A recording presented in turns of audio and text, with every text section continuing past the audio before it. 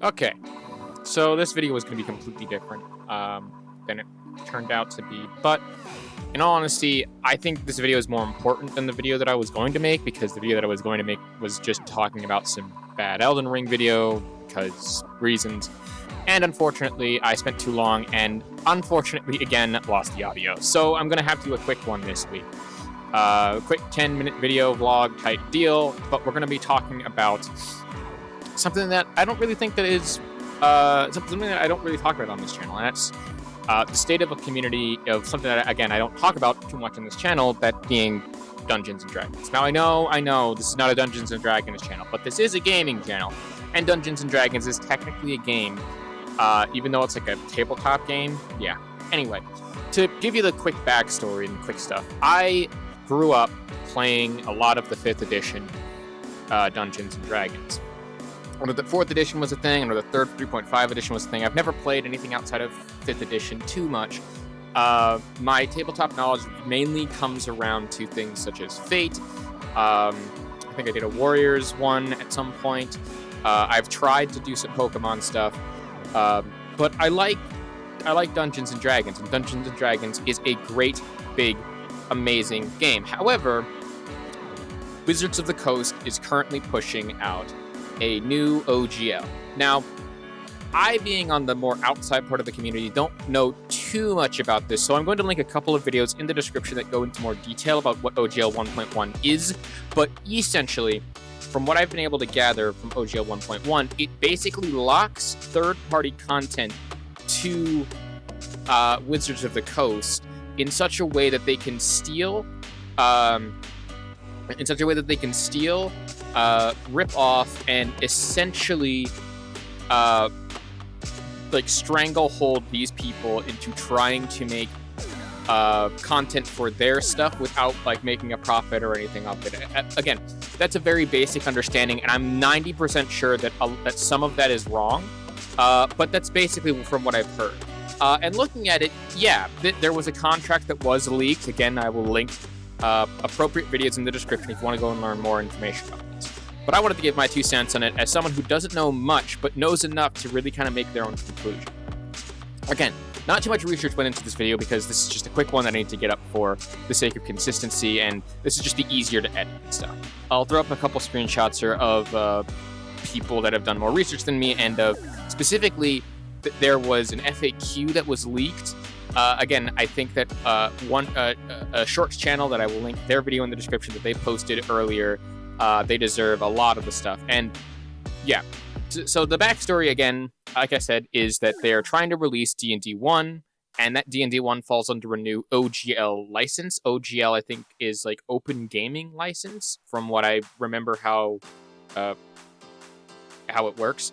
But yeah, OGL, Open Gaming License, is essentially what that is. But it's not really open if you have to contractually obligate a person to give you a lot of stuff. And then those were sent out to content creators, people who made big stuff, and they sent it out, and they essentially, someone leaked it out onto the internet. They leaked the actual full official documents. And that full official documents, one of the questions was, is this official? Is this what it is? And they said, no, it's not, because it was a draft.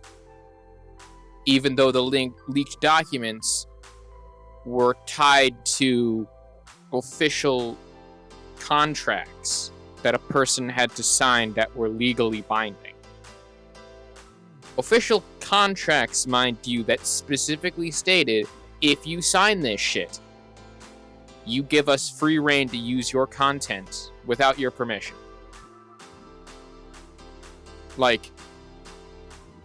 To me, that sucks. Because one of the things that I liked about Dungeons and Dragons is the fact that it was a very open kind of game. While, yes, I do like the original core rulebooks, and I think that they are great and fantastic and wonderful, I got into Dungeons and Dragons because of my dad. And my dad was part of the OG D&D Pete Crowd. And I'm talking AD&D. He had all the books. He was the one who taught me, like when I read Ready Player One, he was the one who taught me about the Tomb of Horrors and how like significant it was and described it. And essentially, he's what got me into playing Dungeons and Dragons and even DMing several games myself. And I love Dungeons and Dragons. And yeah, I know it's weird to say coming from someone who also likes video games, but a lot of people that like video games also like Dungeons and Dragons. I know that will like lose me some credit or whatever, and I don't fucking care. To be clear, will OGL kill Dungeons and Dragons? Probably.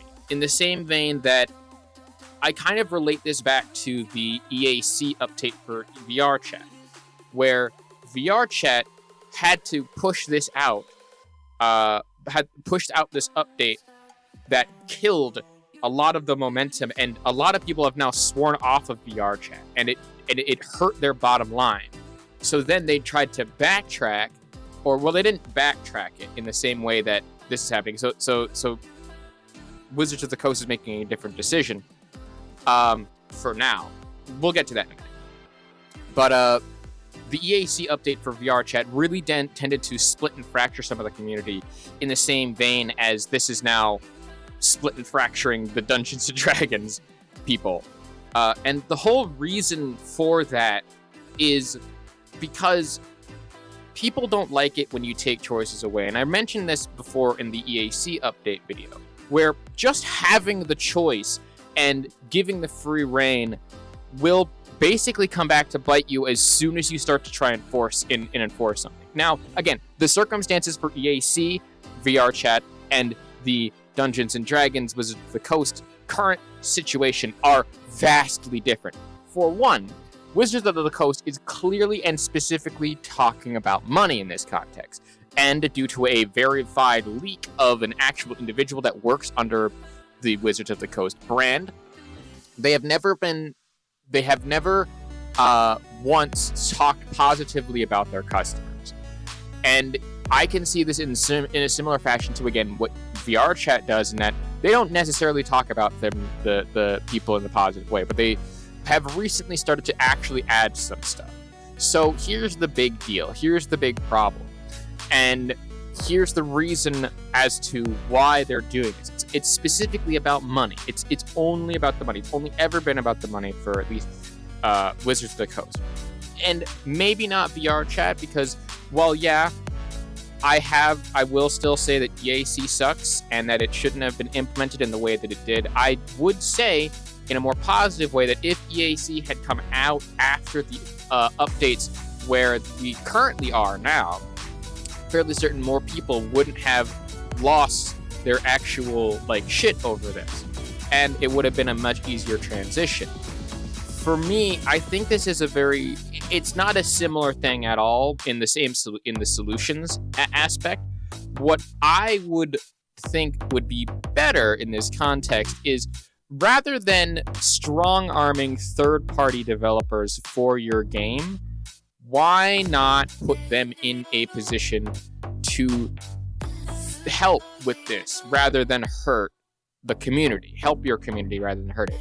And again, that's what the original OGL worked on, and that's how it works. That's what created a lot of the same stuff. Like, for me, I don't know how much third-party content that I specifically have, but I know for a fact that I have bought a number of the books and things from third-party developers, from third-party people. I've used some of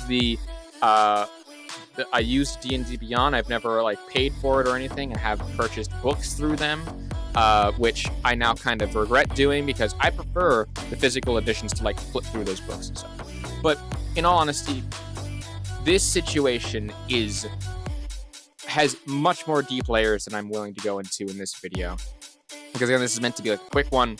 But at the same time, Dungeons and Dragons 5th edition, to me, speaks volumes as to what a game and a community can be.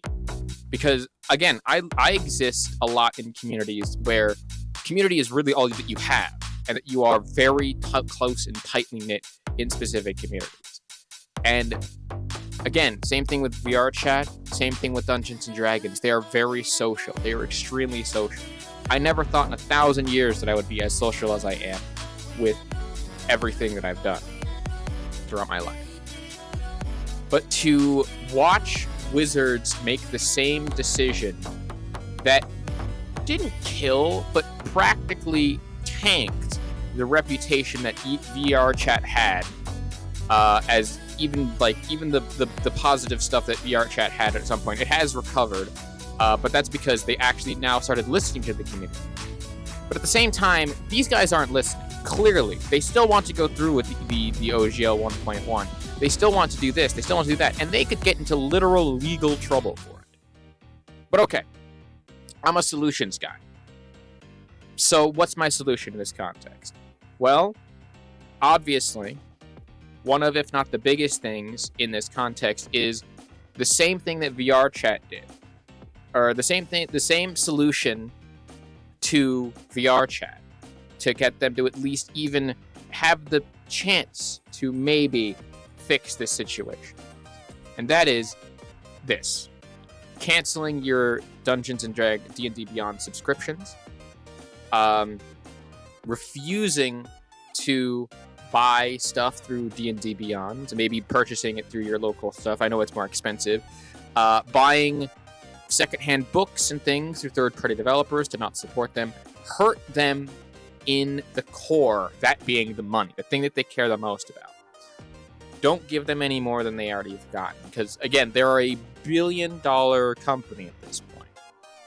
And quite honestly, there's a lot of reasons that Wizards of the Coast really shouldn't go through with this, because, it will not only kill your customer base, but it will also, lead to a bleeding out of people who might not be able to afford what you're trying to put forward in this case. It's stupid, vapid, and disgusting. And in all honesty, I'm still probably going to be playing Dungeons and Dragons. Don't get me wrong. The Dungeons and Dragons community is great. It's fantastic. It's beautiful. It's wonderful.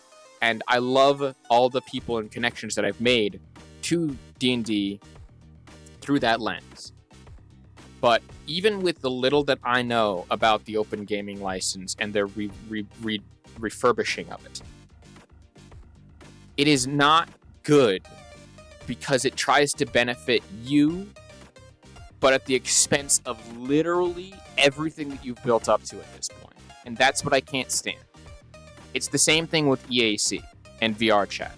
They pushed it through because after a year and a half-ish of no updates, or no significant updates, to push out EAC within 3 days of announcing it, when it took things like the IK years to get released. It took things like a full menu rehaul years to release because of glitches and stuff, apparently. It's the same thing here. They're pushing this out quickly so that way people aren't doing this. And again, same thing. Same thing with VR chat. Cancel your D&D Beyond subscription. Don't give them any money. Don't give them the chance to get any money. You can still buy the books because they don't make that much off the books anyway. You can still buy from Wizards of the Coast. It's totally fine to do that. But hurt them where you know they're looking, because they are not looking at the sales of books. They're not looking at the sales of other things. They're only looking at the sales of stuff on D&D Beyond. So, go forth and do that. And I 100% stand with the D&D community. And the same thing, where I would much rather have a more open and honest system, because I know I might not never use some of the features and some of the books and things. Why? Because again, the only real third-party stuff that I have is Stibble's Codex of Companions and maybe one or two other books that aren't necessarily from Wizards of the Coast, but are endorsed by them. In all honesty, it's dumb to assume that your customers are this stupid, and that they'll just sit idly by and consume and not care about this stuff. You, especially in the D&D community, because you were like mathematicians. essentially. We can do like complex math and stuff in our heads and brains and stuff. We have to keep track of so many things. You don't think people would do fucking research on the hobby that they are severely invested in monetarily? Shut the fuck up. Again, I think Wizards of the Coast should really have looked at VR chat and been like, oh, maybe we should really rethink some of these things and not be such a gritty piece of shit. But at least I can understand VR chat under like a different context because again, it's more of a game and less of whatever. And they had like pressures from other different kinds of people and blah blah blah blah blah blah. So many layers of sand that you'll basically like never get to the fucking core of this issue. It's like it's inevitable. But at the same time, this is just a dumb situation that Wizards of the Coast has basically put themselves into, and quite honestly, I think that it's just stupid. And I think that they should seriously reconsider what they're doing with their time. Anyway, guys, that's gonna be my take on that whole situation. My name is GamePenguin21. Thank you so much for watching this episode of Game Penguin Runs Into a Microphone for 15 minutes and a piece off.